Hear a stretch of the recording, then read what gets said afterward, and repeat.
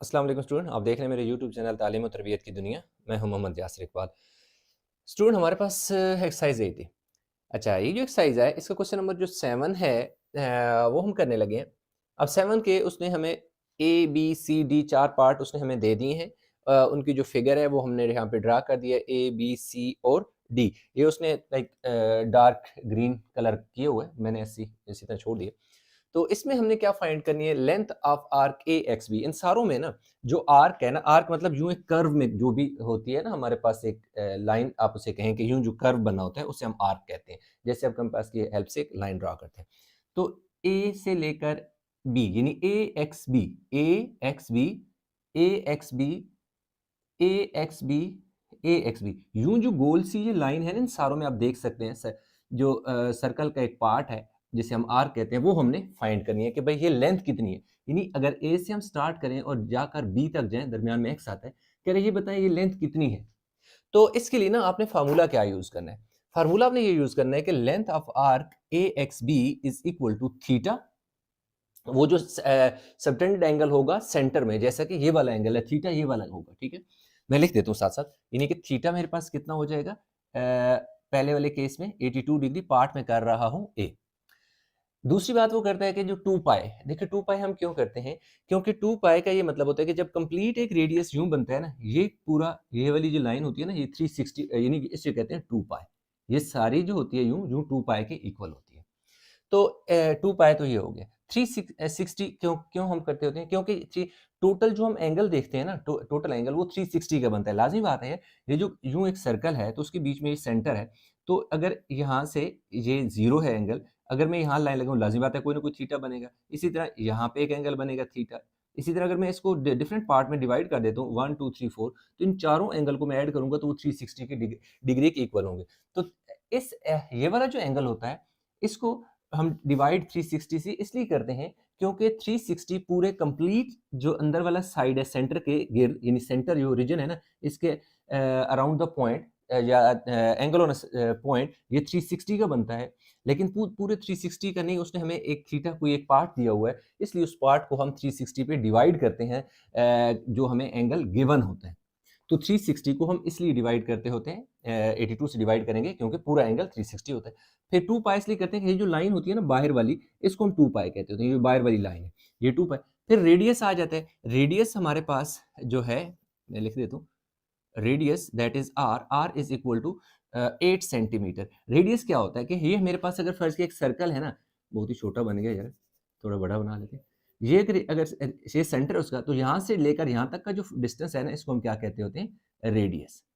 Are A D I U S, जिसे आप are से भी रिप्रेजेंट करते हैं, तो रेडियस। तो इस तरह हमने यहाँ पे सिंपल वैल्यू पुट कर देनी है, लिख देना है जी, length of arc A X B is equal to theta. Theta कितना है, 82 डिग्री है। 360 ऐसे ही आपने लगा देना है। अच्छा, ये जो 2 पाई है ना, इसमें दो किस्म की आप वैल्यू पुट कर सकते हैं। एक 22/7 पुट कर सकते हैं पाई की जगह, फिर सिर्फ पाई की जगह पुट करोगे। अदरवाइज आप मल्टीप्लाई करो, 22/7 की जगह आप यूं भी लिख सकते हो, 3.14 भी होता है, multiply by R. R radius आपके पास क्या है, 8 है। तो अब हमने क्या करना है, 82 को आपने 2 से मल्टीप्लाई करना है, फिर आपने 3.4 से मल्टीप्लाई करना है, फिर 8 से और 360 से आपने इसे क्या कर देना है, डिवाइड कर देना है। तो देखिए अभी हम इसको कैलकुलेशन करते हैं कैलकुलेटर पे। 82 को 82 मल्टीप्लाई बाय 2 मल्टीप्लाई बाय 3.14 फिर मल्टीप्लाई बाय 8, फिर आपने इक्वल का बटन दबा देना है और फिर इसको आपने डिवाइड करना है 360। तो जब हमारे पास एक second, 82 multiply by 2 multiply by 3.14 multiply by 8 और डिवाइडेड बाय 300 एंड क्या आ गया 60। तो ये तकरीबन 11.4 आ रहा है, ठीक है जी। राउंड ऑफ करके ना आप इसे क्या लिख दोगे,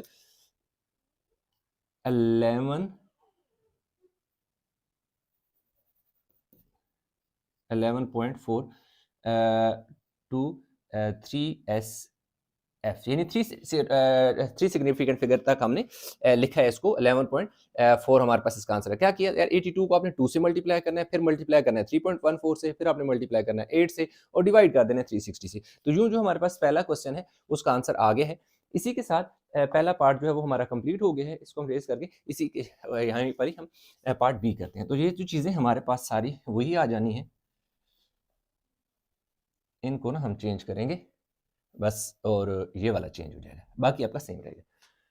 इस वाले केस में ये वाला हमारा डन हो गया। अब इसकी बारी है। एंगल कितना हो गया? 134 हो गया, 134 डिग्री हो गया। और देन रेडियस हमारे पास 14 सेंटीमीटर हो गया। ये देखें, एंगल जो थीटा है 134 और 14 सेंटीमीटर इसका रेडियस हो गया। तो वैल्यू पुट कर दें। थीटा की जगह हम क्या पुट करेंगे? 134 degree divide by 360 multiply by 2। आगे देखें पाई है तो पाई की जगह आपने उसी तरह लिख देना 3.14 और आर जो है रेडियस आपका चेंज हो गया 14 सेंटीमीटर। यही हम दोबारा ये करेंगे कि 134 को मल्टीप्लाई करो, 134 multiply by 2 multiply by 3.14 multiply by 14 divided by 360, 32.7 आ रहा है। इसे लिख देंगे 32.7 और साथ लिख दें 3 सिग्निफिकेंट फिगर, मतलब इसे हमने 3 सिग्निफिकेंट फिगर तक इसका आंसर लिख दिया। तो यूं हमारे पास ये पार्ट भी हो गए। इसी के साथ हम नेक्स्ट पार्ट भी जल्दी से कर लेते हैं। थोड़ी ये सारे बिल्कुल सेम है। अब हमारे पास ये वाला क्वेश्चन भी डन हो गया। अब एंगल कितना हो गया हमारे पास? 214 हो गया, यहाँ लिख दो 214 डिग्री। और रेडियस जो है हमारे पास, ये देखें ये रेडियस है, दैट इज 17 सेंटीमीटर। अब थीटा की जगह क्या? ये देखिए थीटा की जगह क्या लिखोगे? 214 degree 360 as it is multiply by 2, इसी तरह पाई की जगह 3.14। रेडियस आपके पास कितना आ गया? 17 सेंटीमीटर। तो अगेन वही हम सिंपल जो है कैलकुलेशन करेंगे। कितना है जी?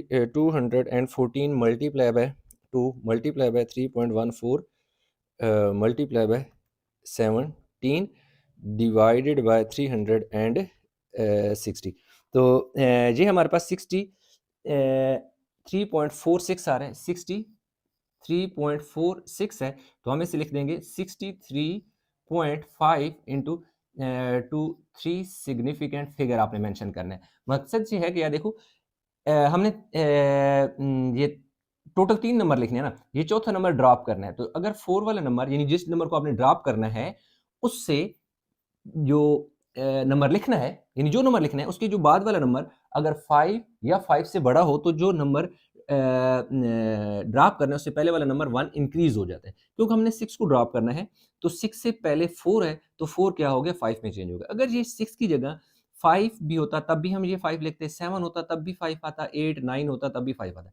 लेकिन अगर यहाँ पर 6 की जगह हमारे पास 4 होता या 3 होता या 2 होता या 0 होता या 1 होता, तो 5 से कोई छोटा नंबर होता ना इस जगह, तो फिर हम 4 को 4 ही रहने देते। ये होता है राउंड ऑफ। इसका अलग लेक्चर मैंने बनाया हुआ है कि राउंड ऑफ कैसे करते हैं, उसमें कोई मसला है तो आप यानी कि वो देखेंगे तो आपको क्लियर हो जाएगा। तो ये वाला भी क्वेश्चन यानी हमारे पास हो गया पार्ट। लास्ट इसका पार्ट रह गया है, उसको करते हैं तो इसी तरह हमारा क्वेश्चन होगा कंप्लीट। अच्छा जी, तो नेक्स्ट अगर हम बात करें तो जी हमारे पास है पार्ट डी। ठीक ही बनाइए फिगर 9.8 एंड 46। ठीक है, हमारे पास एंगल जो है ना अच्छा अगर यहाँ पे आप देखें तो डी में ये एंगल कितना दिया? 46, लेकिन यहाँ 46 नहीं यूज करेंगे। ये देख लें आप इन सारे क्वेश्चन में देखें ना, एक चीज क्या है कि जो एंगल है वो इनसाइड बन रहा है। ये आप देख सकते हैं कि ये देखिए ये कार रेडियस है, ये रेडियस के अंदर वाली साइड, यानी रेडियस और आर्क के इनसाइड एंगल बन रहा है। ये जितने भी एंगल है, ये देखिए ये 2 रेडियस है और ये आर्क है, इसके बिटवीन एंगल बन रहा है। ये देखिए ये 2 रेडियस है और ये आर्क इनके बिटवीन में एंगल बन रहा है। लेकिन यहाँ केस डिफरेंट है। वो कैसे? ये 2 आर्क हैं और जो रेडियस है वो इधर बन रहा है, बल्कि ये इस आर्क के दरमियान, यानी इन 2 रेडियस और ये वाला जो आर्क है उसमें ये जो एंगल था ना असल में रिफ्लेक्स एंगल वो बनना चाहिए।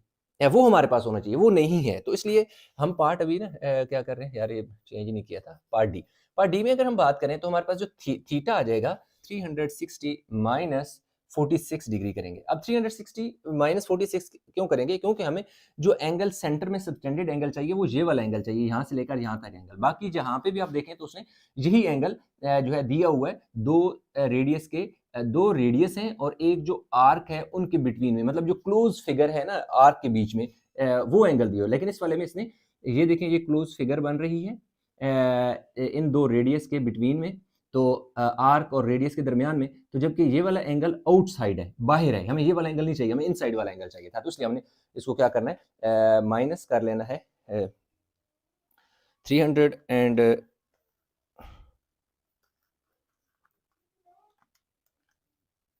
360 में से हमने माइनस करना है कितना, 46। तो हमारे पास जो एंगल आ रहा है वो 314 डिग्री आ रहा है।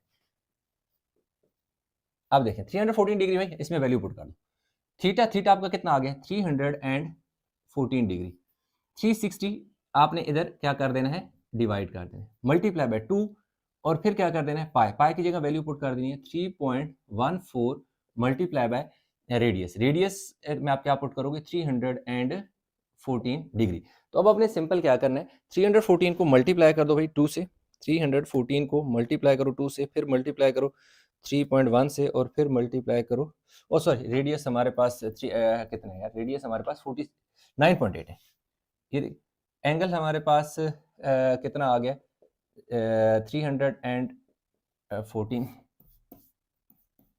एंगल 314 आ गया, और रेडियस हमारे पास 9.8 सेंटीमीटर आ गया। तो अब आपने वैल्यू पुट कर देनी है। थीटा की जगह क्या लिखोगे, 314 डिग्री, नीचे 360 इसी तरह, 2 पाई की जगह 3.14, और रेडियस की जगह क्या पुट करोगे, 9.8 सेंटीमीटर। तो अब हमारे पास देख क्या आ जाए, 314 multiply by 2 multiply by 3.14 multiply by 9.8 divided by 360। तो यार ये हमारे पास आ रहा है 53.68, इसको आप लिख दो 53.7 और डिग्री, और सात नहीं वैसे 53.7 आर कहना है, डिग्री में तो नहीं होगा ना, ये आ जाएगा 7 सिग्निफिकेंट SF लिख देना है, ठीक है। तो यूँ हमारे पास ये आ जाएगा 53.7 जो है हमारे पास इसका आंसर आ गया। और इसमें यूनिट जो है ना, आप जो यूनिट उसने यहाँ पे दिया हुआ है ना सेंटीमीटर में, तो आपने इसके साथ क्या लिख देना है, सेंटीमीटर लिख देना है। हो सकता है पीछे मैंने यूनिट मिस कर दिया, तो क्योंकि ये लेंथ है तो लेंथ हमेशा सेंटीमीटर में होती है, तो आपने 7 सेंटीमीटर मेंशन कर देनी। तो यूँ हमारे पास जो क्वेश्चन नंबर है जी 7 कंप्लीट हो गया।